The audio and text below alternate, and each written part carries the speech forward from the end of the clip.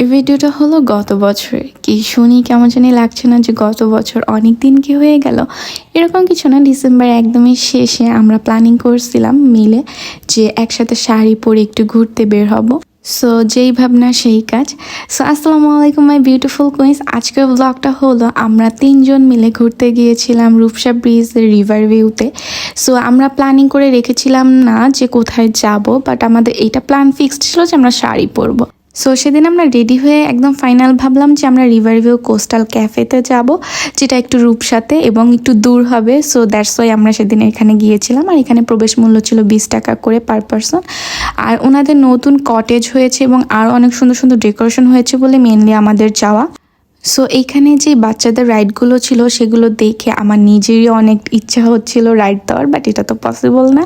ওনাদের এই সাইডে ছিল একটা কসমেটিক্স এবং নানা ধরনের আইটেমের একটা দোকান, আর এই সাইডে সুন্দর দুইটা দোলনা ছিল, অনেক সুন্দর ডেকোরেশন করা। আর এই সাইডটা একটা লম্বা লাইন করে হলো রেস্টুরেন্ট ক্যাফের মতো।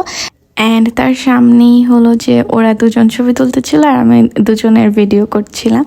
আর এই সাইডের এই জায়গাটা আমার কাছে অনেক ভালো লেগেছে, লাইটিং থেকে শুরু করে বসার প্লেস অনুযায়ী আমার কাছে খুবই খুবই ভালো লাগছে। আর এই যে আমব্রেলার যে সাইডটা, এটা অনেক সুন্দর ছিল, একটা রেইনবো থিমের ভিতরে। অ্যান্ড ওই সাইডে হলো একটা পাখির বাসার মতো যেরকম করে সেরকম করেছিল, এক কথা অনেক সুন্দর। আর এই সাইডগুলোতে অনেক ধরনের গাছ লাগানো ছিল আর কটেজের মতো ছিল, সেটা ছিমছামের ভিতরে ভালোই। বাট আমার এই আমব্রেলার পোর্শনের জায়গাটা অনেক ভালো লেগেছে, আর এখানে বসে আমি অনেকটা ছবি পিকচার ক্লিক করেছিলাম। অ্যান্ড বেশিটা টাইম আমি এখানেই ছিলাম এক কথায়। তো আপনারা যারা যাবেন এই সাইডের পোর্শনটা অবশ্যই ভিজিট করবেন। আর এইটা হলো ওনাদের ক্যাফে এরিয়া। এই ক্যাফের এই এরিয়াতে আপনারা নানা ধরনের ফুড অর্ডার করতে পারবেন এরকমই। আর এই যে এই জায়গাটা হলো যে ওনাদের মানে রেস্টুরেন্টের অনেকটা জায়গায় বসার সিস্টেম করেছে, এটা একদম খুবই ভালো লেগেছে। অ্যান্ড দেন যখন সন্ধ্যা অলরেডি হয়ে আসছিলো তখন ওনাদের এই লাইটিং সিস্টেমটা অন করে দিয়েছে, যেটা খুবই ভালো লাগছিল দেখতে।